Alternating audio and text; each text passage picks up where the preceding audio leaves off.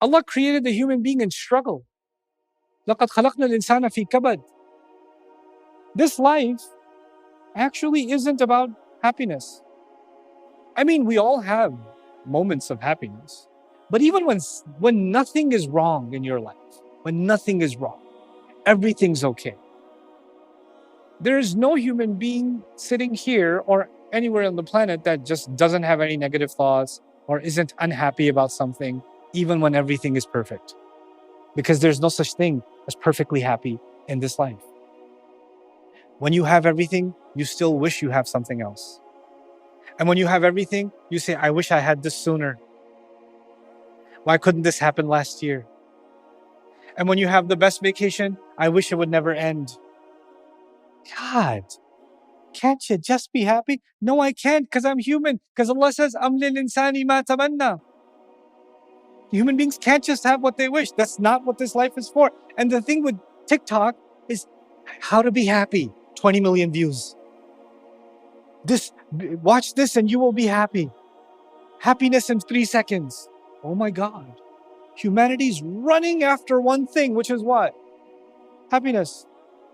Just running out. And the most you will get is a moment of happiness, a few seconds of happiness, a day of happiness, an afternoon rather, not even a whole day, an afternoon of happiness. The graduation ceremony, super happy. Then you get in the car and somebody says something and whoop, all gone. Happiness is like, it comes and it goes, it comes and it goes. You want to base your entire life and how you live your life on something that is so temporary? أَمْ لِلْإِنسَانِ مَا تَمَنَّى. Well, what are you saying? We're supposed to be depressed all the time then? Does Islam want depression? This is what you sound like to me. That's why I say this.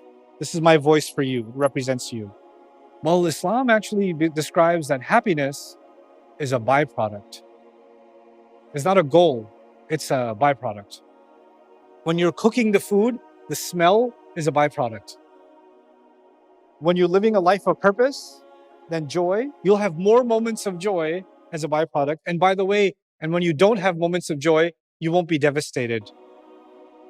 You will not be devastated. There's an interesting rise in depression rates among teenagers in the world. Did you know that? The chart used to be like this in the 90s and this in the 2000s. And in the last 7 years, it's like this. Study the rate of depression and suicide rates among teenagers. It's gone like this. And it's the same timeline as the development of social media.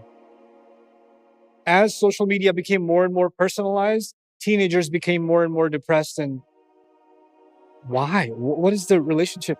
Because you see someone else and you wish you had that. You develop more and more tamanni. And the more tamanni you get, and you think tamanni will give you happiness. And what is the reality? The data is showing you. What is tamanni giving people? It's giving them death, suicide rates, al-maniyya, al-maut. You read this in a classical dictionary, and then you read stats in psychology papers, and you're like, dang, these Arabs knew their stuff. Like Allah chose this language for a reason. أَمْ لِلْإِنسَانِ مَا تَمَنَّى. Secondary meaning is, does a human being want something that will give him death? Does a human being just want to lie to himself? Does a human being just want to be drunk? Deluded? Self-deluded? Is that what he wants? أَمْ لِلْإِنسَانِ مَا تَمَنَّى. It's such a powerful question. It's one of those wake up ayahs. أَمْ لِلْإِنسَانِ مَا تَمَنَّى. This is one of those ayat you should put on your fridge. You know, just like let it slap you in the face. Take the alif lam mim qaf taha kaf ha ya ain sad. Take that off that your mom put on the fridge and put this there instead. Am lil insani ma tamanna.